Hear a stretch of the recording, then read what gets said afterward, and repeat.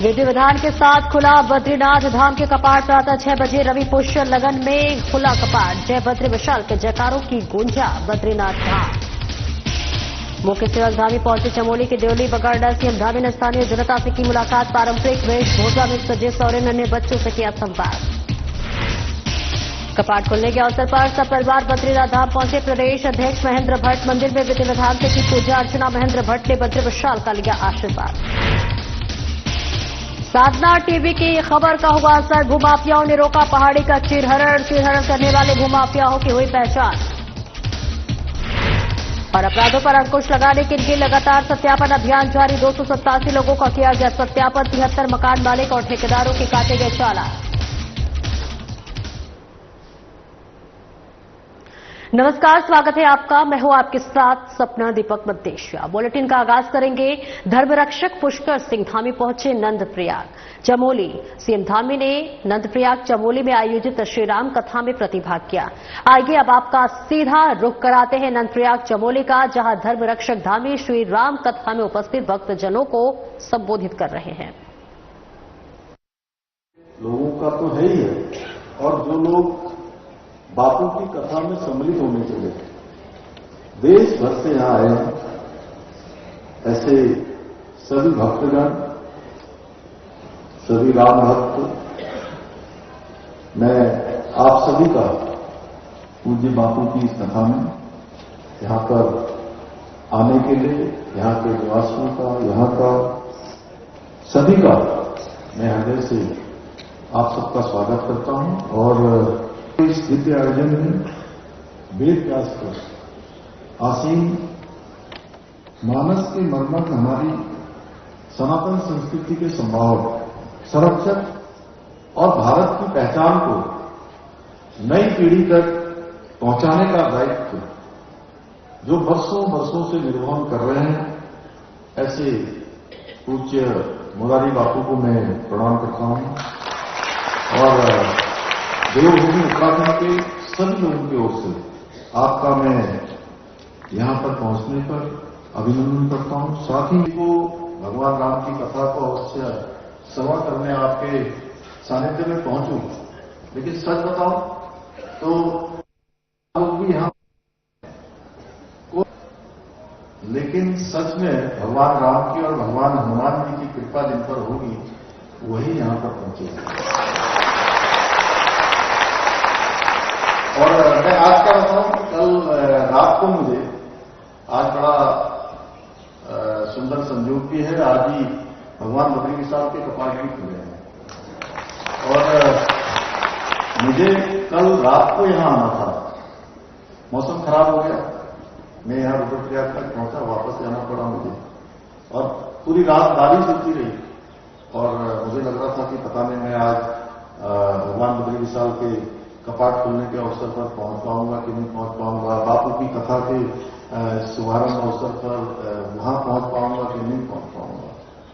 लेकिन भगवान बद्री विशाल की भी कृपा हुई, बापू का आशीर्वाद भी है और राम जी और हनुमान जी की कृपा से आप सबके साथ में भी यहां पर मुझे भी पहुंचने का सौभाग्य प्राप्त हुआ।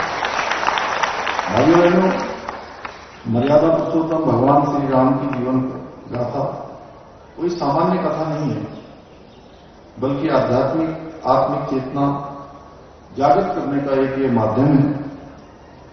आध्यात्मिक ऊर्जा से परिपूर्ण इस वातावरण में आयोजित हो रहा है कार्यक्रम अनेक चुनौतियों को और अनेक जो विघ्न बाधाएं होती हैं उसको पार करते हुए यहां पर हो रहा है। यह आयोजन हमारी आत्मा को भी शुद्ध करने का, शोधन करने का, हमारे जीवन मूल्यों को पुनः जागृत करने का और मर्यादा पुरुषोत्तम भगवान के जो जीवन, जो उनका जीवन है, उनके आदर्शों को आत्मसात करने का एक दिव्य अवसर है। और जब हम भगवान श्री राम के आदर्शों को समझते हैं तो हमें पता चलता है कि हमारे जीवन में भी करुणा होनी चाहिए, हमारे जीवन में भी धर्म की आस्था होनी चाहिए, सत्य होना चाहिए, सेवा भक्ति होनी चाहिए। और पूज्य बापू की अमृत वाणी द्वारा हमें अपने जीवन को और राममय बनाने का संदेश प्राप्त होगा, हमारा सबका मार्गदर्शन होगा, हमें जीवन में किस प्रकार से काम करना है, किस प्रकार से धर्म का पालन करना है, ये पूज्य बापू की कथा से बहुत हमारे को पाते मिलेगा। और आगे बढ़ेंगे जहां मंत्रोच्चारण विधि विधान के साथ बद्रीनाथ धाम के द्वार खुले हैं। जी हां, प्रातः 6 बजे रवि पुष्प लगन में खुले बाबा बद्रीनाथ धाम के द्वार और ऐसे में अब जय बद्री विशाल के जयकारों की गूंज से गूंज उठा बद्रीनाथ धाम। कपाट खुलने के मौके पर बड़ी संख्या में देश विदेश से पहुंचे श्रद्धालु, हजारों की संख्या में उपस्थित रहे श्रद्धालुओं पर हेलीकॉप्टर से की गई पुष्प वर्षा, 40 कुंतल गेंदे के फूलों से सजाया गया बद्रीनाथ धाम। और ऐसे में सीएम धाम में कपाट खुलने के साक्षी बने मुख्य सेवक ने बद्री विशाल के दर्शन कर विधि विधान से पूजा अर्चना की। पीएम नरेंद्र मोदी के नाम से की गई पहली पूजा। सीएम धामी ने की प्रदेशवासियों के कल्याण की कामना। चारों धामों के कपाट खुलने के मौके पर उपस्थित रहे धर्म रक्षक धामी सभी यात्रियों की मंगलमय हो। मुख्यमंत्री ने कहा, जहां प्रत्येक वर्ष चारधाम यात्रा स्थापित कर रही है नए कीर्तिमान, यात्रा के सफल संचालन के लिए सभी तैयारियां पूरी और ऐसे में श्रद्धालुओं की सुविधा और सुरक्षा के लिए किए गए हैं आवश्यक प्रबंध। बड़ी संख्या में उपस्थित श्रद्धालुओं ने उत्साहपूर्वक सीएम धामी का स्वागत किया। श्रद्धालुओं ने मुख्यमंत्री से हाथ मिलाया। सीएम धामी ने उनके साथ सेल्फी खिंचवाई और व्यवस्थाओं की जमकर तारीफ की। तमाम जो व्यवस्थाएं थी उनकी तारीफ की गई। चारधाम यात्रा के लिए की गई व्यवस्थाओं का मुख्यमंत्री धामी स्वयं जायजा ले रहे। सीएम धामी ने देवभूमि उत्तराखंड आने वाले सभी श्रद्धालुओं से आह्वान किया, हरित और स्वच्छ चारधाम यात्रा के लिए राज्य को पूरा सहयोग दे। सीएम धामी ने डीएम चमोली से बद्रीनाथ धाम के मास्टर प्लान के कार्यों की जानकारी ली और साथ ही मास्टर प्लान के कार्यों को गुणवत्ता के साथ समय से पूर्ण कराने के भी निर्देश दिए। सीएम धामी ने गुरुद्वारा श्री हेमकुंड साहिब यात्रा तैयारियों की भी जानकारी ली, साथ ही यात्री सुविधाओं को शीघ्र व्यवस्थित करने के निर्देश दिए। गोविंद घाट में अलकनंदा नदी में निर्माणाधीन पुल के निर्माण कार्य की जानकारी ली, तो वहीं जिलाधिकारी पुल के निर्माण कार्य का स्थलीय निरीक्षण करें। यात्रा से पूर्व पुल का निर्माण गुणवत्ता के साथ पूर्ण करने के भी आदेश दिए।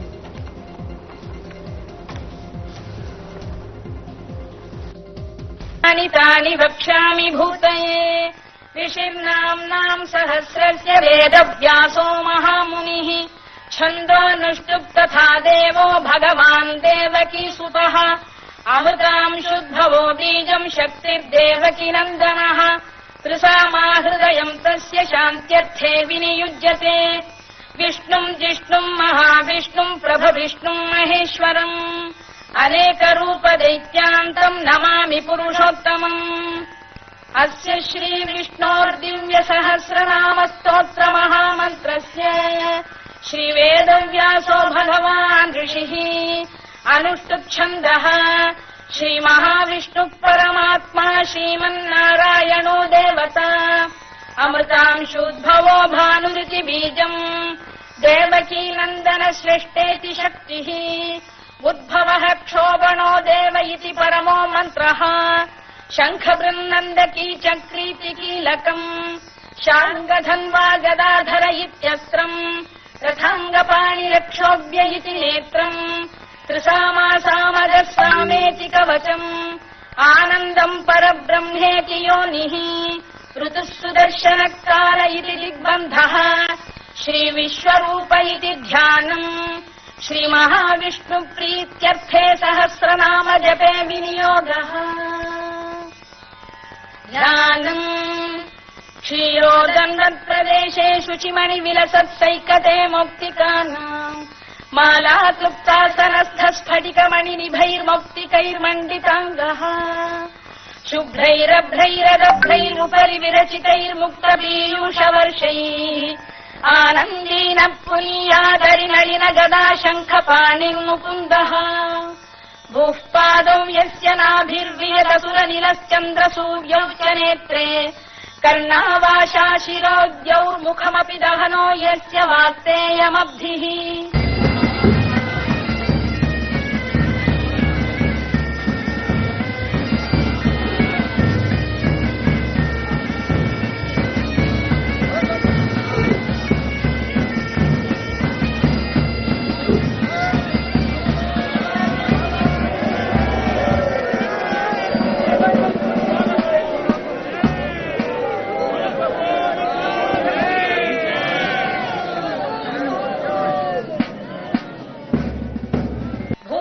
स्वस्तरुस्तारः सविता प्रपितामहः यज्ञो यज्ञपतिर्यज्वा यज्ञाङ्गो यज्ञवाहनः यज्ञभृद्यज्ञकृद्यज्ञी यज्ञभुक्यज्ञसाधनः यज्ञान्तकृद्यज्ञगुह्यमन्नमन्नाद एव च आत्मयोनिस्वयम् जातो वैखानः सामदायि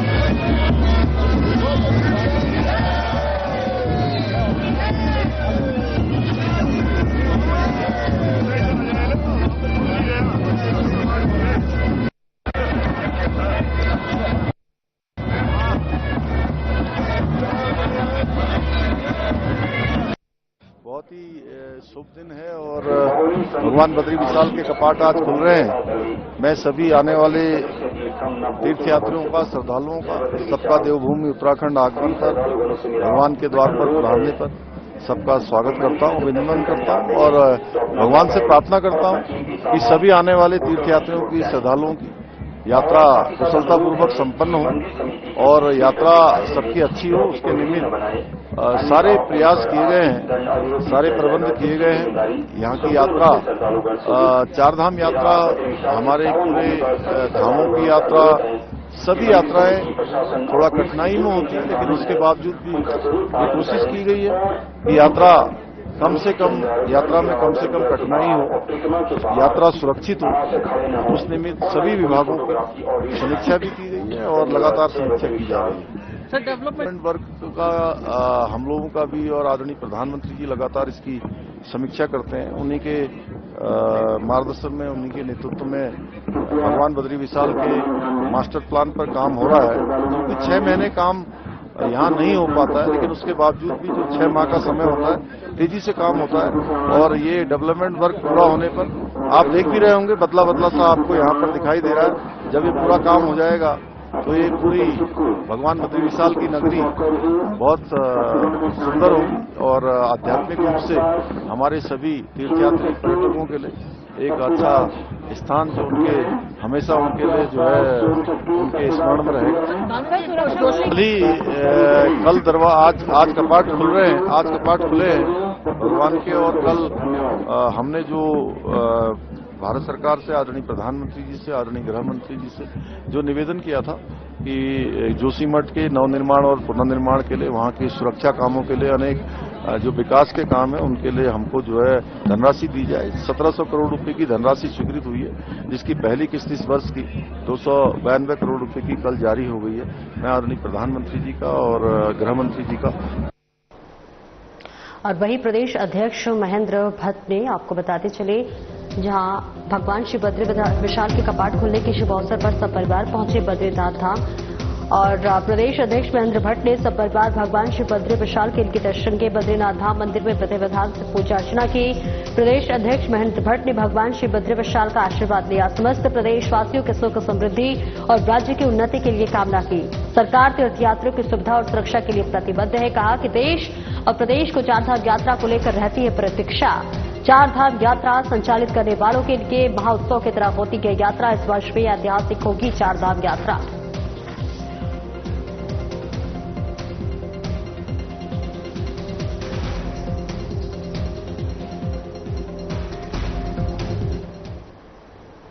जम्मू कश्मीर में पर्यटकों पर हुए आतंकी हमले के विरोध में पाकिस्तान के झंडे तीर्थनगरी की सड़क पर बनाए गए हैं। ये झंडे किसी अनजान शख्स ने देर रात बनाए हैं। पाकिस्तान के झंडे चंद्रभागा पुल के निकट सड़क पर बनाकर अनजान शख्स खुद तो लापता हो गया, लेकिन पाकिस्तानी झंडों को देखकर सड़क से गुजरने वाले लोगों की भावनाएं भड़क गई। लोगों ने पाकिस्तानी झंडे को रौंदा और अपने गुस्से का इजहार किया। पाकिस्तान के खिलाफ नारेबाजी करते हुए प्रदर्शन भी किया और भारत सरकार से आतंकवादी हमले का मुंहतोड़ जवाब देने की भी मांग की। मामला संज्ञान में आने के बाद पुलिस ने अपनी जांच शुरू कर दी है। आखिरकार वे अनजान शख्स कौन है जिसे पाकिस्तान के झंडे सड़क पर बनाए हैं? आपको बता दें कि बीती रात करीब लगभग 11:30 बजे चंद्रभागा पुल के निकट गुजर रहे लोगों ने सड़क पर पाकिस्तान के झंडे बने हुए देखे। नजारा देखकर लोगों का गुस्सा भड़क गया और उन्होंने पाकिस्तान के खिलाफ नारेबाजी करते हुए प्रदर्शन किया। पाकिस्तान के झंडे को पैरों तले रौंदते हुए अपने गुस्से का इजहार किया और ये वीडियो सोशल मीडिया पर वायरल हुई तो मामला पुलिस के पास पहुंचा और कोतवाली से पुलिसकर्मी मौके पर पहुंचे। पुलिस के आने के कुछ देर बाद विरोध और प्रदर्शन करने वाले अपने अपने गंतव्य की ओर चले गए। सीओ संदीप नेगी ने बताया कि पुलिस मामले में जांच कर रही है।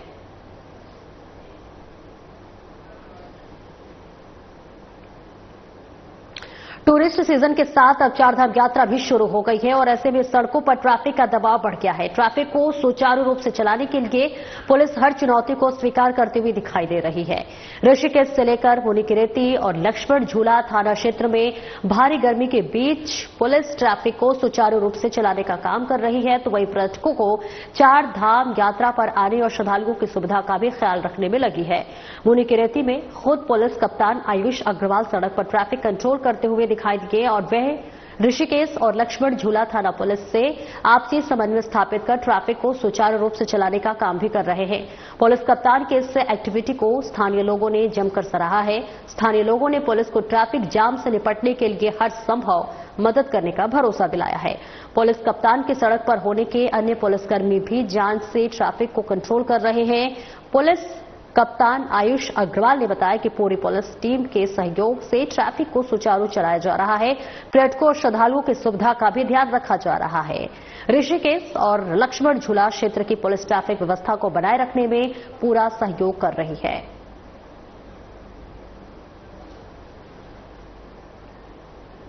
एसएसपी प्रहलाद नारायण मीणा के निर्देश पर जनपद में अपराधों पर प्रभावी अंकुश लगाए जाने के लिए लगातार सत्यापन अभियान चलाया जा रहा है और इसी क्रम में बनभोलपुरा क्षेत्र में पुलिस, आईआरबी और सीएपीएफ ने सघन सत्यापन अभियान चलाया। इस दौरान 287 लोगों का सत्यापन किया गया, साथ ही 73 मकान मालिक और ठेकेदारों के चालान काटे गए। कई लोगों को पूछताछ के लिए हिरासत में भी लिया गया और पुलिस टीम ने घर घर जाकर दस्तावेजों की जांच की। 60 व्यक्तियों पर पुलिस एक्ट में कार्रवाई कर 24,500 रुपए का जुर्माना भी वसूला गया। तो वहीं एसपी सिटी प्रकाश चंद्र ने बताया कि सत्यापन अभियान के दौरान एक मकान में बाहर से ताला लगा पाया गया है। जांच करने पर मकान के भीतर जाहिद अली और उसका पुत्र मोहम्मद अली बिना सत्यापन के रह रहे थे और दोनों के विरुद्ध आवश्यक विधि कार्रवाई की गई। साथ ही मकान मालिक के विरुद्ध भी पुलिस अधिनियम में कार्रवाई की गई। एसपी सिटी प्रकाश चंद्र ने सभी से किराएदारों और मजदूरों का समय से सत्यापन कराने की अपील की और साथ ही क्षेत्र में कानून व्यवस्था बनाए रखने की बात कही।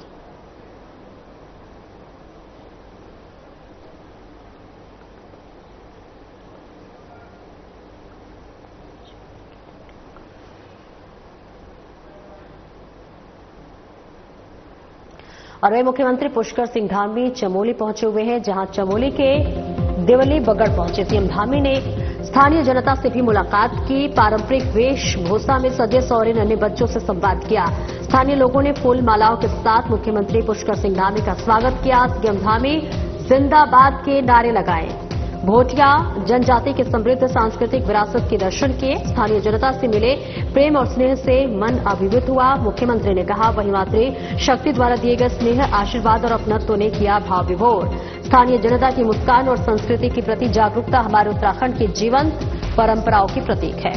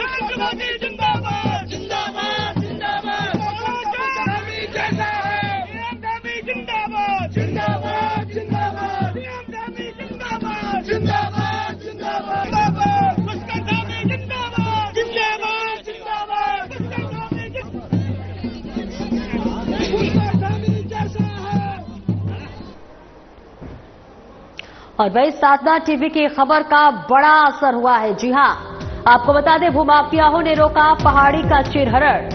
ऋषिकेश राष्ट्रीय राजमार्ग 58 शासी नगरकाली की ढाल पर रात के अंधेरे में हो रहा था पहाड़ का चीरहरण। वही चीरहरण करने वाले भूमाफियाओं की पहचान हो गई है। हर महीने खरीदता है लाखों रुपए की प्रॉपर्टी। हर महीने प्रॉपर्टी खरीदने वाला भूमाफिया बना चर्चाओं में। भूमाफिया पर कई विभागों की नजर है। नियमों के विरुद्ध कर रहा था पहाड़ी का चीरहरण और ऐसे में जेसीबी और ट्रैक्टर कर रहे थे देर रात को चीरहरण। नियमों के विरुद्ध चीरहरण का होगा तो विभाग करेगा बड़ी कार्रवाई।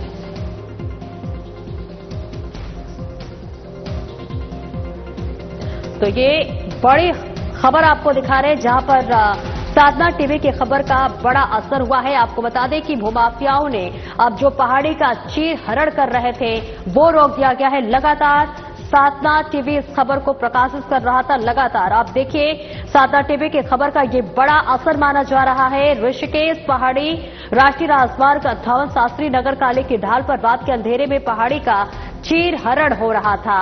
ऐसे में लगातार हमारी तरफ से खबर दिखाया गया और देखिए खबर का ये बड़ा असर हुआ है।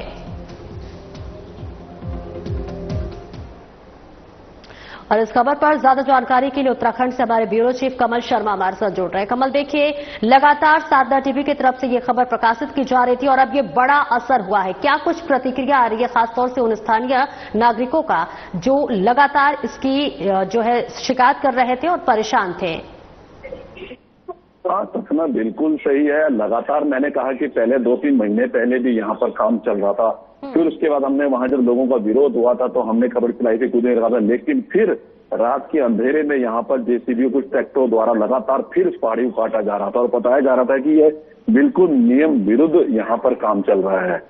तो उसके बाद जब हमने खबर चलाई तो अब पिछले 1 या 2 दिन से देर रात जो लगातार चोरी का जो काम हो रहा था वो कुल मिला के बंद हुआ है। और सबसे बड़ी बात यह है कि जो हम बता रहे थे कि जो माफिया है अब उसके बारे में भी कुछ न कुछ जानकारियां मिल रही है।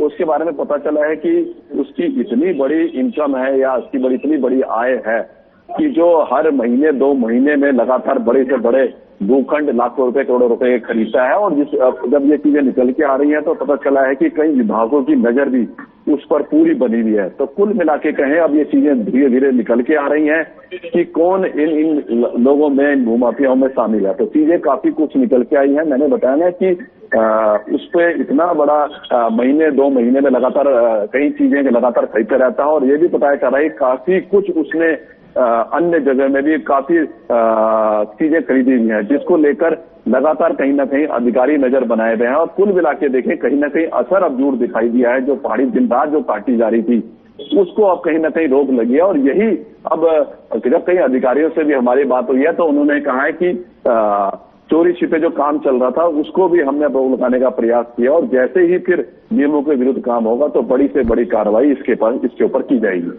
बिल्कुल, देखिए लगातार आपकी भी मेहनत रंग लाई है। आप भी लगातार इस खबर पर बने हुए थे, तो क्या लगता है कि अब प्रशासन क्या कुछ कदम उठाएगा इसके लिए? हाँ, मैंने बताया था ना, मैंने लगातार इसमें कुछ जेसीबी द्वारा कुछ ट्रैक्टर ट्रॉली द्वारा लगातार यहाँ पर खनन किया जा रहा था और देर रात मतलब सुबह 3-4 बजे शुरू होता था और जैसे ही उजाला होता था बंद कर दिया जाता था। तो हमने इसी खबर को फिर प्रमुखता से जब वहां के लोगों ने कहा था, हमने कहा जेसीबी मशीनें और जो ट्रैक्टर भी लगे हुए हैं जो इस अवैध काम में वो भी कहीं ना कहीं जब्त होने चाहिए। तो मुझे लगता है कई चीजों का असर भी हुआ क्योंकि कई काफी लाखों रुपए के ट्रैक्टर्स और ये जेसीबी आती हैं। उस भूमाफिया का नुकसान तो होगा, जिसने ट्रैक्टर्स और जेसीबी लगाई है वो भी कहीं ना कहीं जब गिरफ्त में आएंगे और फिर जब लाखों रुपए का जुर्माना उस पर पड़ेगा तो कहीं ना कहीं उसको जरूर एहसास होगा। तो यही स्थिति को देखते हुए मुझे लगता है पिछले 1-2 दिनों से जो अवैध वहां पर खनन चल रहा था और पता नहीं क्या बड़ी चीज वहां पर बनाई जाएगी ये तो देखने वाला अब समय होगा। पर कहीं ना कहीं जो लोगों का रोष था उस पर हमने करते हुए लोगों को यहाँ पर बढ़ाया था और बहुत बड़ा चर्चा का विषय बना हुआ है। यहाँ पर ऐसा कौन सा भूमाफिया है जो लगातार 1-2 महीने में बड़ी से बड़ी प्रॉपर्टी खरीदता रहता है। और हम वही देख रहे हैं कि अब अधिकारियों की नजर भी उस पर कहीं ना कहीं, विभिन्न विभागों के अधिकारी नजर भी कहीं ना कहीं उस पर बनी हुई है। बिल्कुल, देखना होगा कि आखिरकार क्या कुछ प्रशासन इस पर कदम उठाता है। बहुत बहुत शुक्रिया कमल इस महत्वपूर्ण जानकारी के लिए। और फिलहाल मेरे साथ इस बुलेटिन में इतना ही। दीजिए इजाजत, नमस्कार।